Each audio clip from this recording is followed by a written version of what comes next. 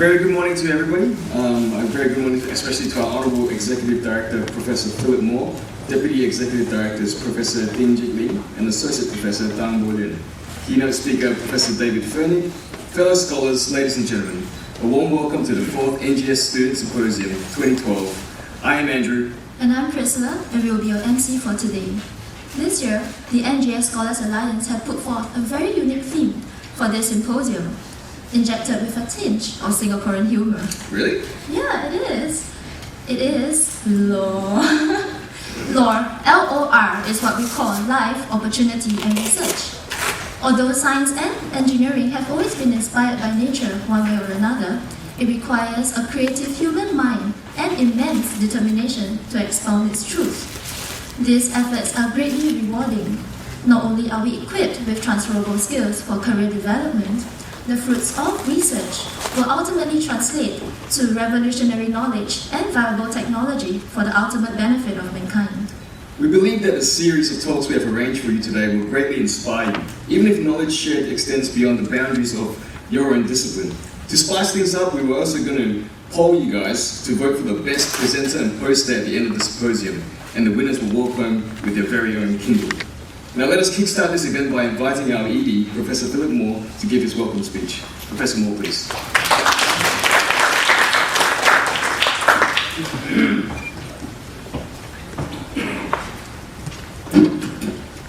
Okay, well thank you very much for the invitation and the invitation to come and say a few words. I'm delighted to be here. I'm delighted to welcome you all. I'm informed that 120 odd people have registered, so at some point, hopefully some of you will may have to squeeze up a little bit in your chairs because we're expecting a larger crowd later on. I'd like also to echo the welcome to Prof Fernig, who's come all the way from University of Liverpool, and our distinguished panellists and all of our speakers who've volunteered their time to come along today, and all of you who've come along here to listen. And I am very much looking forward to this, the proceedings today. I'm sure you are as well. Over the last few weeks, none of us can fail to have seen the flyers for this 4th NGS Symposium, and I did actually notice the LOR process, so I was actually wondering whether next time around we should call it Life Activities Research and call it NGS Live. But I think that belies my lack of knowledge of Singlish, so I think that the 3 words are actually rather good. Life, opportunities, research, and I think they encapsulate quite well what NGS is trying to do and has been trying to do since 2004 when it was first initiated. The research word is an obvious one. I've been executive director now for about 6 months, and I have looked at a fair number of completed PhD theses, and I've spoken to a number of NGS students who are going through the process. And I've actually been quite amazed by the breadth of research that our students are doing out there in the faculties. All sorts of things from pinpointing mutations in particular cancer genes through to building lovable robots and writing computer programs and designing new ways to synthesize new chemicals. And I must admit that when I read some of these abstracts, I understand about half of them, which is the way it should be, because I am, as many of you will know, a biologist, and I'm seeing a lot of engineering, a lot of science, a lot of chemistry, a lot of computing being worked on by the people out there. So we have a great deal of breadth, we have a great deal of good work going on.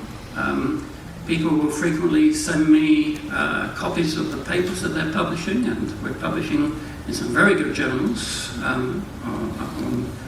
all over the various faculties and in various different disciplines. So I think the research side, that word looks very good in the conference.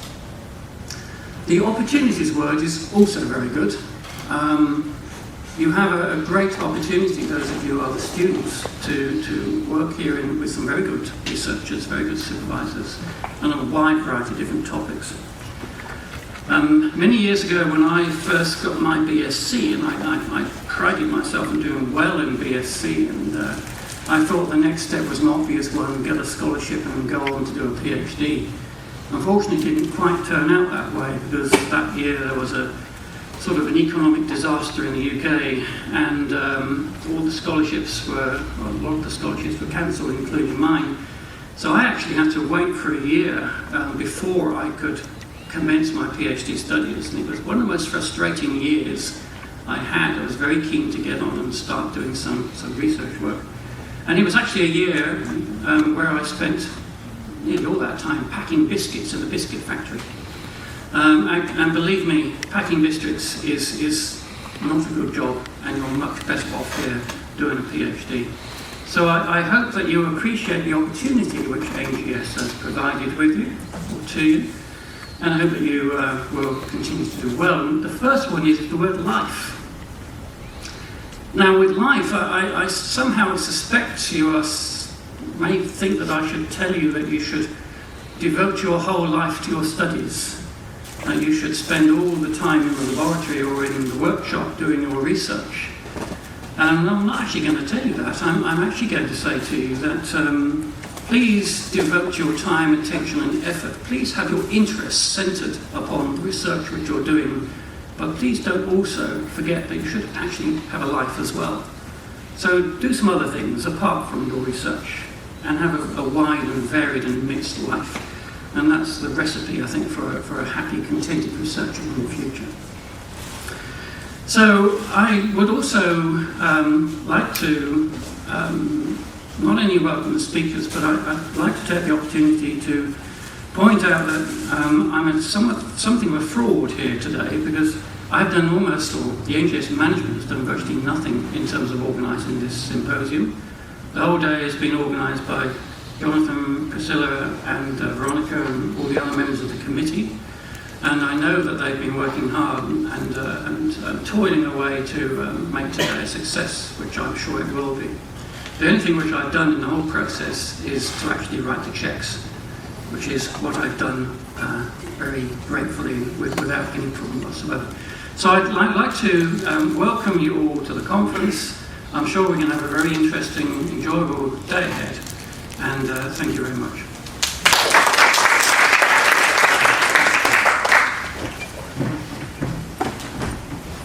Thank you, Prof. Moore. I'm sure that the integrated research environment forged by NGS will aid us in our career development far beyond any cookie packing. Yeah. Up next, let us invite the chair of this symposium, Jonathan Lee, on stage to deliver his welcome speech. Jonathan, please.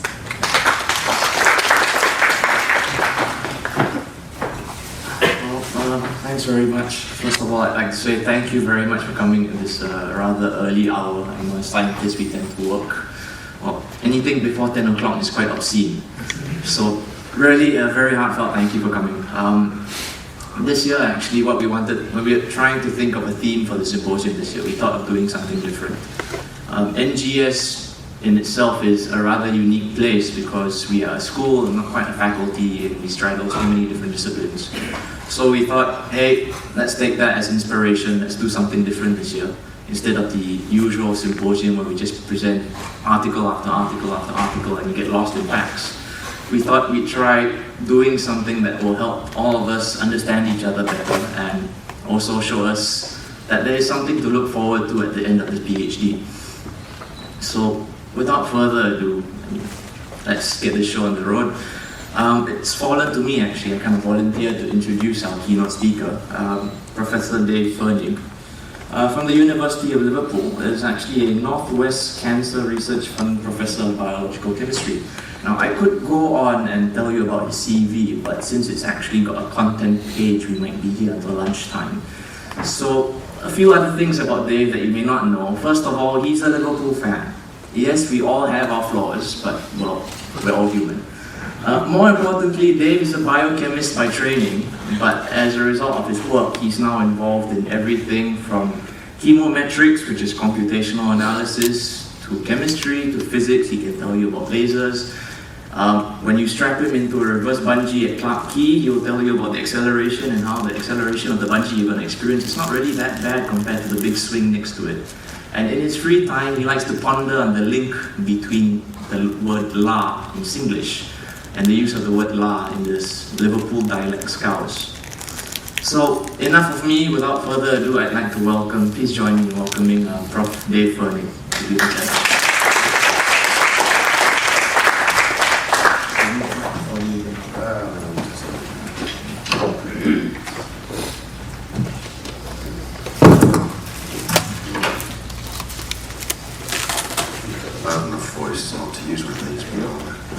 Christopher then.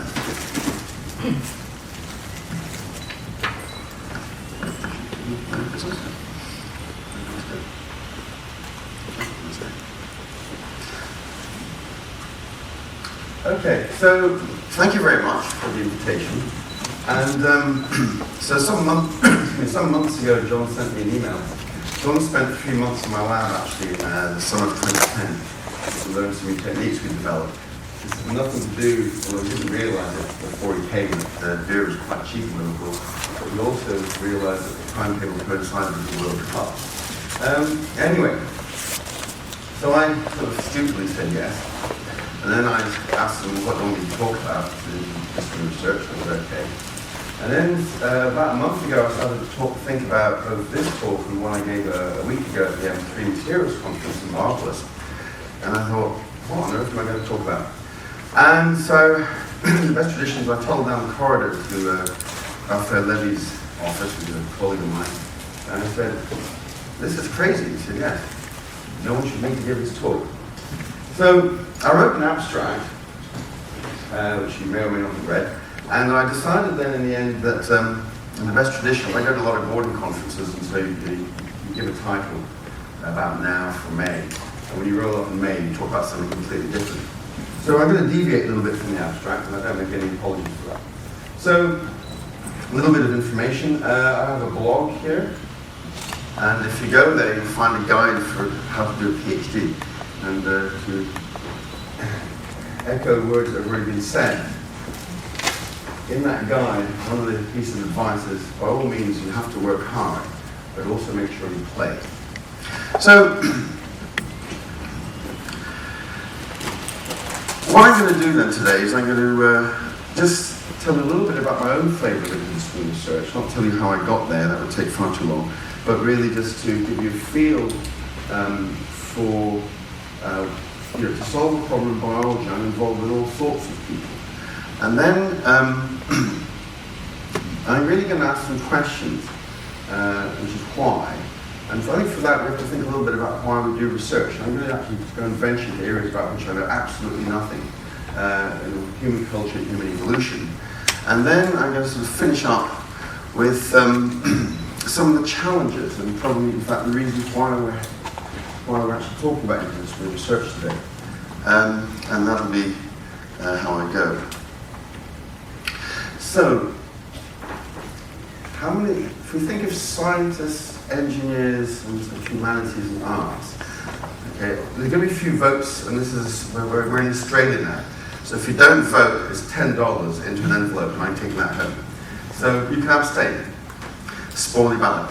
So, how many people would consider themselves to be scientists? Hands up. Okay. I should get you all to shuffle around over there. Engineers? Right. Humanities, arts? Okay, excellent. Fantastic. So we've got a good spread. So, how many of you would consider yourselves to be monodisciplinarians? In other words, you work and your thesis is in a single discipline? Nobody. Okay. So therefore I take it, I won't ask the next question, all of you consider yourselves to be multidisciplinary. So, this is sort of where I work. My office is there. This is the Biosciences building in Liverpool. This view here is no longer available. There's a new building here as usual. This is the Department of Chemistry in Liverpool, the Centre for Materials Discovery, which I work with a lot, is a bit to the left. Again, another view that's no longer available. There's a big lab block built here. And then there's Imri in A-Star, where I'm involved in a project on imaging. And there's also the Department of Physics in Liverpool, but I couldn't find a photo of that. So, I'm based here, but we actually have a sort of seamless transition of people across campus between there and physics, and then I migrate this way. And the reason for that is to solve a biological problem which I'm particularly interested in, which is cell communication. It became clear to me that what everyone was doing wasn't working, in other words, we weren't solving the problem. So I needed some allies. So these are the people I'm involved with. So in this box here are in fact the people in the lab. So you may think I have this enormous group, but actually the telling thing is that there's no one in the not one of these people am I the sole mentor or supervisor for. Every single one of these people has at least one other mentor, I think, somewhere in this group here. The ones in red have cross disciplines. So Lara is actually a postdoc physicist working in a biology project. Virginie is a biologist working in a mathematics computational project. Quentin is a surgeon, he's a PhD, and he's working again in a sort of system biology computational project. Dan is a biologist working on a physics project. And then I've got all these other folk. Raphael, who's a young lecturer in our department, is actually a physicist. And then, of course, you can see the Brian is actually a physicist, Paul is a physicist. Laurence, as you can see in the next slide, actually started off life as a biologist, came into my lab, and is now a sort of still a biologist, but also is pretty good at chemistry. So if we go to the alumni, les anciens in French, I was born in Paris. So in black are the biologists. These are students here, postdocs in the lab. In blue are the surgeons, who did a PhD in the lab. In green are biologists who ended up doing this physics or chemistry type research. And in red are the physical scientists who came to my lab to do biology. So a real mix. And actually it's kind of interesting, but when you hire someone, whether it's for a PhD or for a postdoc, really, for me now, I'm not too interested in the discipline they come from. I'm really interested in whether they got a spark. So let's think a bit about interdisciplinary research. So everyone here considers themselves to be involved in interdisciplinary research. But there is another view of it, with some justification. Okay? So we can either think of it as a good thing, but you can also think of it as a smokescreen for charlatans. And I have to say that as a professor head of the department involved in senior management, there's actually a lot of interdisciplinary research, or what passes for interdisciplinary research, which is actually very bad physics and very bad biology, calling itself biophysics, for example. So, a smokescreen for charlatans. So I put it to you, does anyone actually agree that at least a proportion of interdisciplinary research is actually fundamentally not very good? Anyone agree? I agree. I put up my hand and you all voted. Audience control. So we all agree then, I think, probably that interdisciplinary is a good thing. We would also all agree that world peace is a good thing. Well, why? And also how? Well, we won't talk about world peace because we'll be here for several centuries. But I think that research is a cultural activity, and I think it satisfies a very deep human need, which really, is part of being human. We have to think about a little bit where we came from, and our particularly evolutionary path of hominids in the apes has actually been a positive natural selection for intelligence. And this is a really expensive thing. 20% of your energy is being consumed by 1.5 kilos of rather fatty tissue between your ears. Now, I mean, you really have to go out and feed that. Okay, it's easy now, we've got it all organized. But in terms of evolution of hominids, you actually consider the cost of a big brain. It's actually quite horrendous. And I think out of this then comes the need to catalog and analyze the natural world. And this allows us to explain the natural world, and of course then ourselves. And of course, in essence, knowledge can then be applied to alleviate the human condition. So you figure out how to break a flint, which is extraordinarily difficult. You've got a really good tool. But then when you start being able to make tools, you start to do a little bit of this. And you start to use the dyes from the plants and the charcoal from the fire to make paintings on the inside of the cave. So research is a cultural activity, I think. So what sort of cultural activity? Well, of course, there are all sorts of cultural activities. And here are some in the sciences, some in the arts. So, cooking. Where do you put a chef? On the left or on the right? So, chef, hands up. Scientist? Okay. Artist. We've got a vote here. Abstentions? $10 left. Of course, if you think about cooking, and there is actually a scientific society dedicated to cooking, which has meetings on a regular basis, and it's got some of the great chefs go there, and chemists, and physicists, and biologists, and engineers.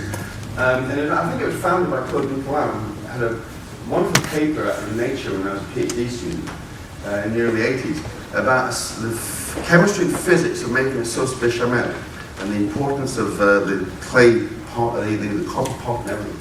So, and of course in there you talk about polymer chemistry, polymer physics, and how polymers entangle and melt and so on, and change shape and temperature, and molecules absorb and so on and so forth. So we have a lot of cultural activities, and we can actually consider that one might be an art, but if we think a little bit deeper about it, we realize actually that these are labels, and I'll come back to that later. But first, we're going to move on to culture. So, we transmit our DNA vertically to the next generation, and we know a lot about that. But there's also an awful lot of, with the evolution of intelligence, there's an awful lot of information is transmitted through culture. These are bonobos, who are probably our closest relatives, slightly closer than the classic chimp. And we can see then that they actually transmit cultural information, obviously vertically within the family group, laterally because the young females are pushed out of the family and have to go to another family. This, of course, is a mechanism to avoid inbreeding, but there's also a mechanism for spreading information laterally throughout the species. So in fact, the young adolescent females are actually the teachers of this particular animal.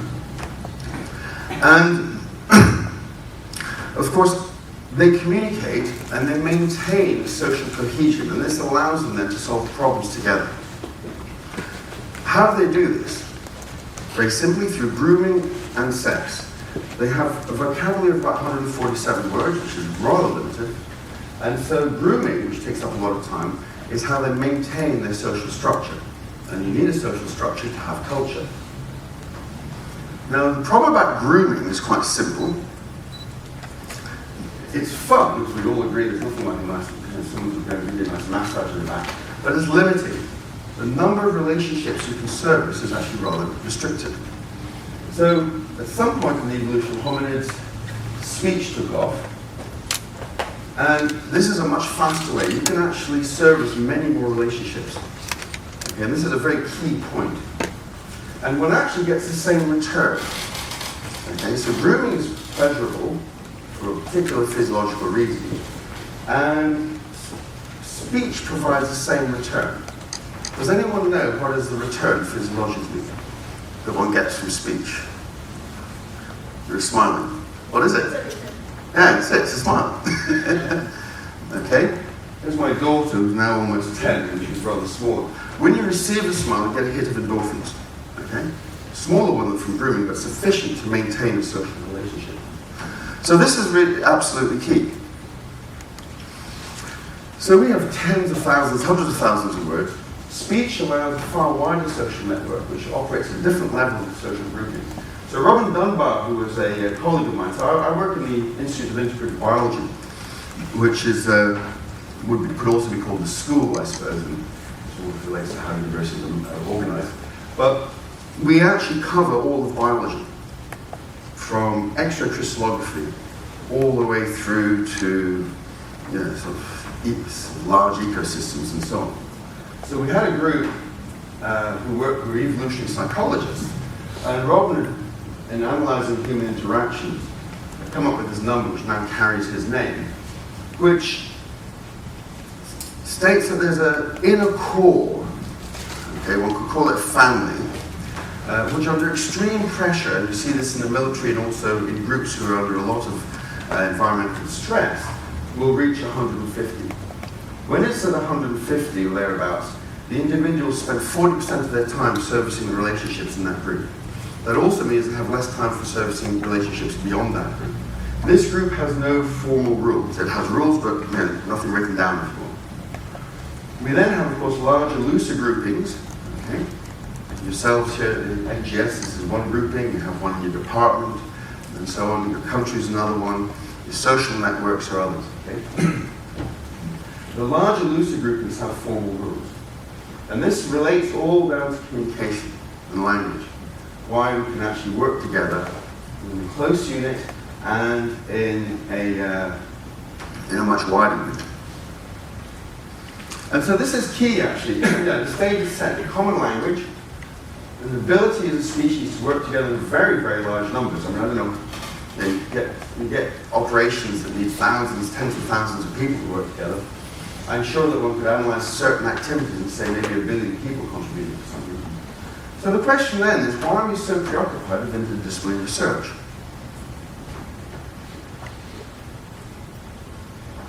Well, we go back to this. And I hinted earlier that we have these labels, pigeonholes, and we need these classifications because we need structures. Okay? The unit that can operate without formal structures is less than 150. That wouldn't make a university. So therefore, a university, which has far more people, has to have structures and rules. And of course, that implies labels and classifications, and therefore barriers. Okay? And that really is the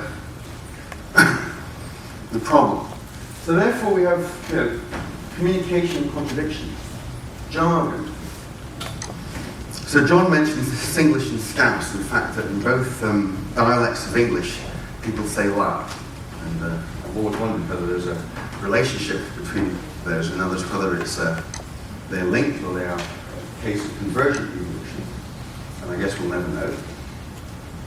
But all fields have their jargon, and I would say that molecular cell biology, biochemistry are probably the worst field for this. Sonic Hedgehog. What the hell is that? Cartoon character, Mario. Yeah, you say Sonic Hedgehog to anyone on the street, and they probably assume that it's some kind of computer game. Yeah, seriously. So, and then of course, we abbreviate. We love abbreviations. And this makes a text completely impenetrable to anybody. And I had an experience some years ago when we were writing the book, which the science case was this big and the technical case was about that high, for the next generation light source. I only marked a very, very small part of it. And we realized that we were using in biology an abbreviation which is exactly the same acronym as was being used by spectroscopists. So this is hideously confusing. So I said, guys, it's simple. No abbreviations. Spell it out, every single word. It's easy. You can write the abbreviation and do a find replace afterwards in Word if you're lazy. So jargon is natural because it reinforces social cohesion. You're the inner circle. You know what Sonic Hedgehog is. But it also precludes communication. Rules.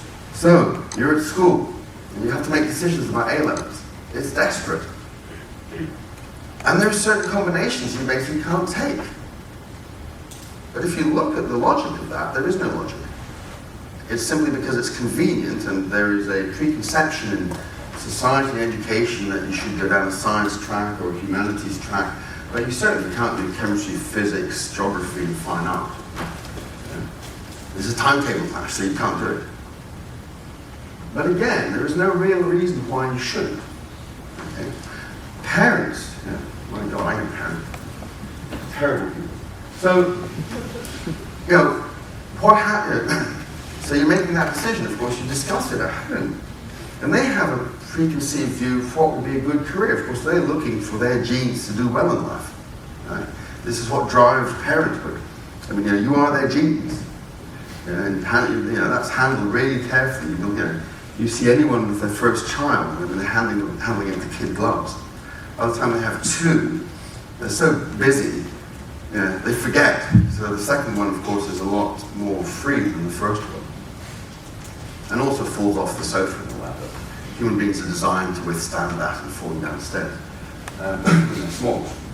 So parents will have a preconceived idea of what's a good career path. So you'll be pushed down there as well. So, but these are not necessarily good things. I mean, good things in terms of actually being able to be effective in research later in life, because that culture of research, which I said, hinted was really something deeply ingrained in being a human being, also relates to problem solving. Problem solving is intensely satisfying for Homo sapiens. But problem solving requires the application of knowledge from different areas, lateral thinking and so on. So a very narrow curriculum is not necessarily the right thing. So structures. We have a research group, we have a department, we have a school, a faculty, a university, and so on. And as I said, we have to have those structures because of the limitations of how we communicate. And as I said earlier, those structures can mitigate against communication. So, and there are also what I would call strong negative selection pressures, institutional ones. So, a university, I'm head of department, numbers of PhD students, very important KPI, don't get that here. If that starts to dip, I've got the dean on my back. Number of grants, if that doesn't keep going up year on year, I've got the dean on my back. That seems quite reasonable. Well, no, it isn't. Because if you get an enormous number of grants as a PI, you've got an enormous research group. To service the relationships within your research group, you'll never talk to anybody else. You can't.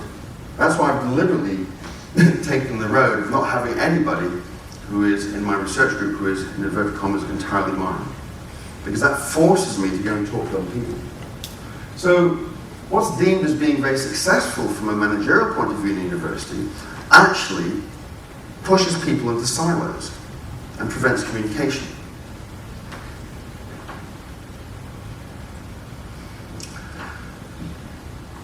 Now, back in the day, when I was your age, terrible thing to say, but it's true. You used to go to the library. Where's that? I mean, I've been to the library for years now. This is my desktop. And you used to have to go to a journal, and it was in volume 212, and it was on page 756. So you pick it out, flip through, and of course you can't turn to page 756 straight away, can you? And sometimes you're a bit early in the morning, maybe you're out late the night before, and you didn't pick out the right volume, you picked out the wrong volume. Of course, there was no article starting page 756 anyway. But those two facts led you, of course, to arriving randomly at articles. And sometimes you go, hey, wow, that's interesting. And it was actually a lot more interesting than the article that you thought that you'd found from PubMed, or its then version, which is Medline.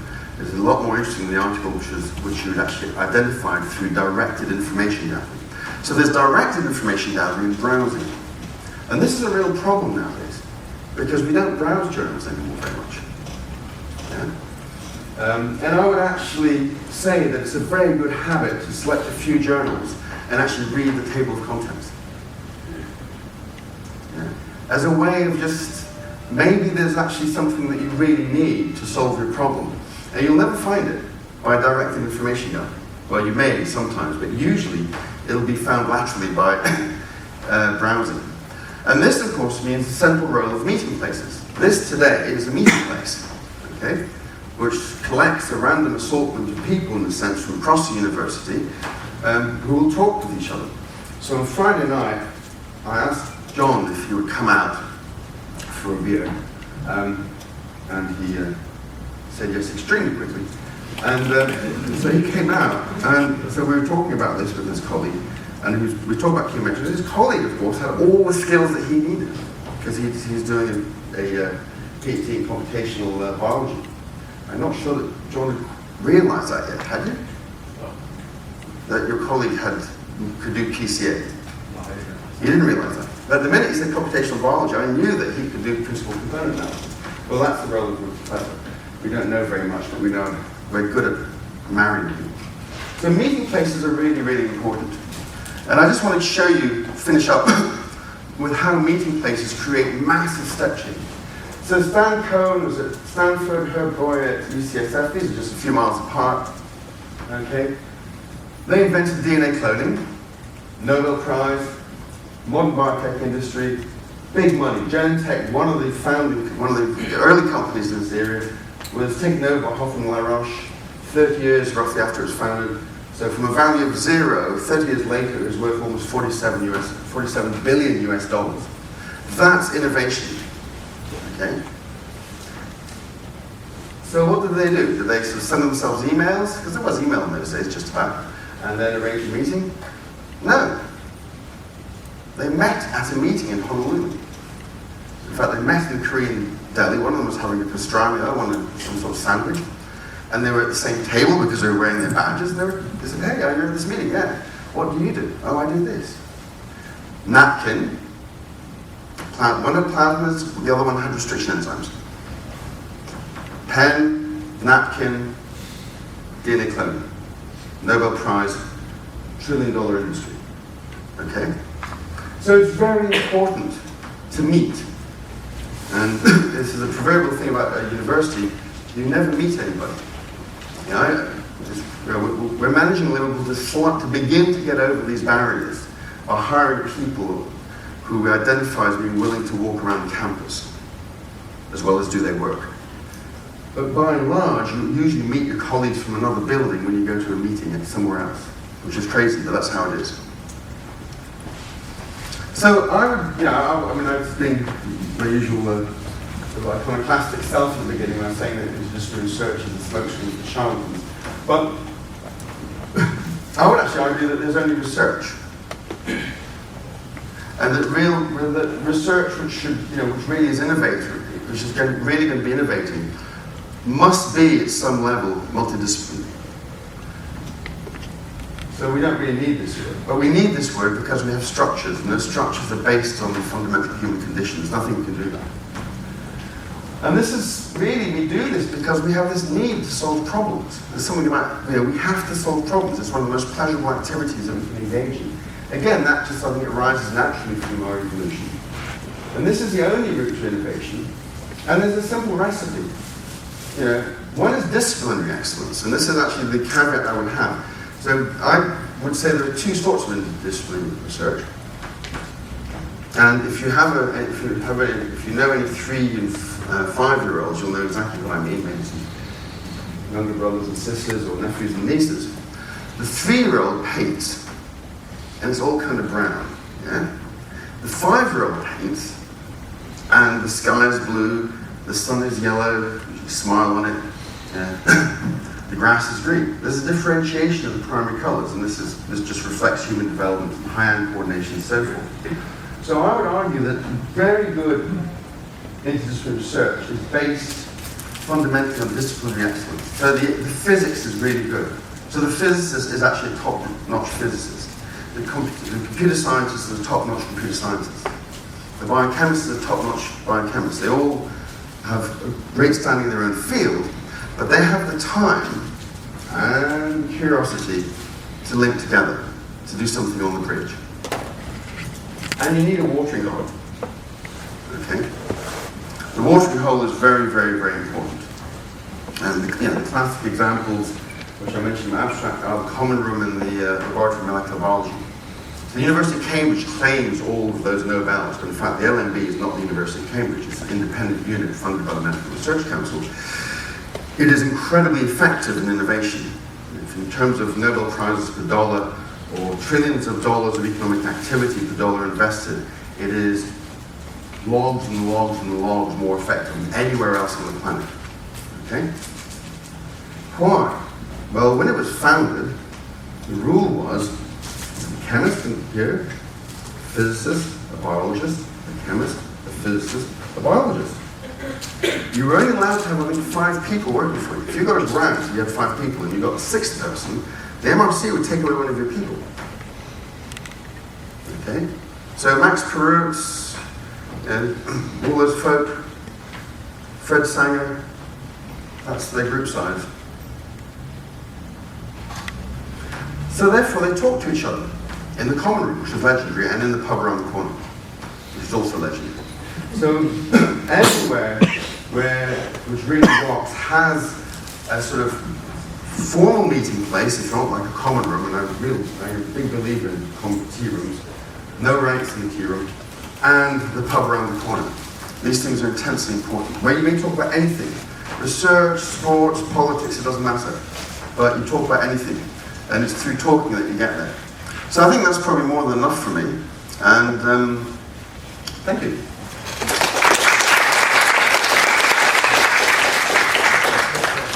Happy to answer any questions.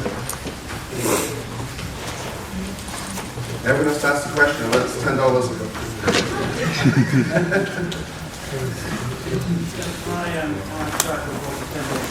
Okay, times are hard. I think I agree with everything you said. The whole process is being curious and solving problems. And putting things in boxes is a man-made invention. But having said it's a man-made invention, one of the problems which I think we have here, I'm sure, around the world, is actually how do you marry up the philosophy of doing good interdisciplinary research, following your nose, solving problems with structures. The structures are all geared, many of the structures are geared to discipline. So in particular in the thing that you've done, you've obviously done very successfully, where you have some advice for people like us who have to deal with management. I think it's down to who you hire. And it's actually something which we've only really begun to take on board, I would say, in Liverpool in the last 5 to 10 years. So I can remember, as a PhD student, when I had a problem to solve, and my supervisor obviously knew nothing. He freely admits that, he's a great guy. So I just walked around campus and knocked on doors. We're very young and naive, but I kind of thought, well, this place is full of smart people, so I usually bring up a departmental secretary. Is anyone who knows this? Departmental secretaries know everything, and find someone, and usually they were very helpful.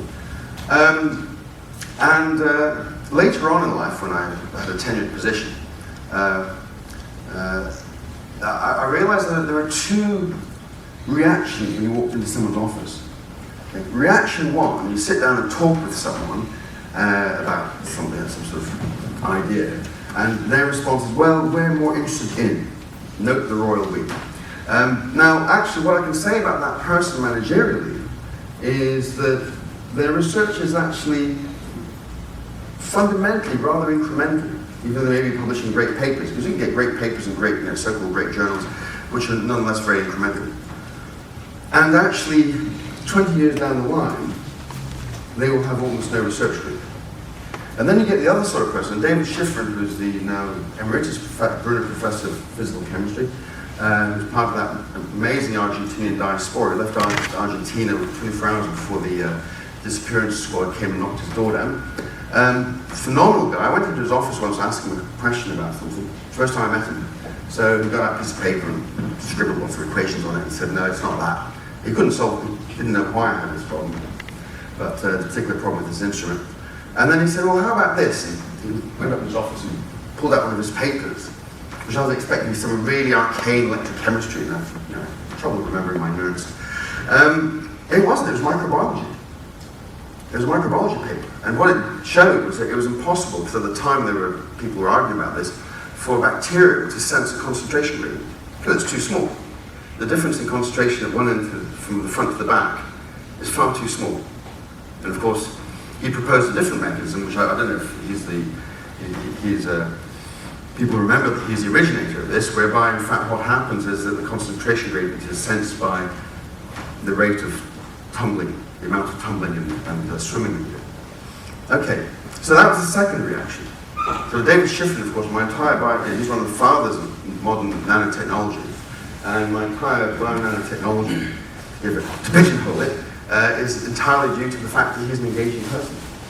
And so fundamentally I think that if you hire people who are really good, they will talk with other people. Whereas if you hire people who are more careerists, they may try and build themselves up and never talk to anybody else. Identifying those people is rather difficult. But that's all, that's the only thing that we've figured out, I've figured out so far, which is probably not very helpful. Okay, you guys have questions? John's got lots, but they're not polite.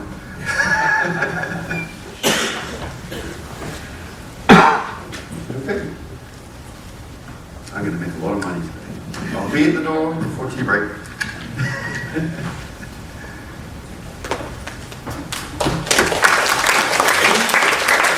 Thanks, Professor Barry. I'm sure you're going to get more questions out there during the tea break time. Thank you for that very insightful talk. I think in general, Singaporeans, especially Singaporean scientists, we really like to keep to ourselves, but I think it's a good encouragement this morning to step out of our comfort zones and try to have a chat and take a risk and talk with somebody. And maybe you can get some funding for a pub around the corner. NGS, maybe get some budget, extra budget might help as well. You can find it with pub and I'll pay. Do we have that on the record? Alright, thank you very much. Up next, let's invite Jeffrey Koh from the Keynote NUS CUT Center, who will tell us more about the evolution of buttons, from conventional levers to morphable buttons that can be animated in three-dimensional space. Jeffrey?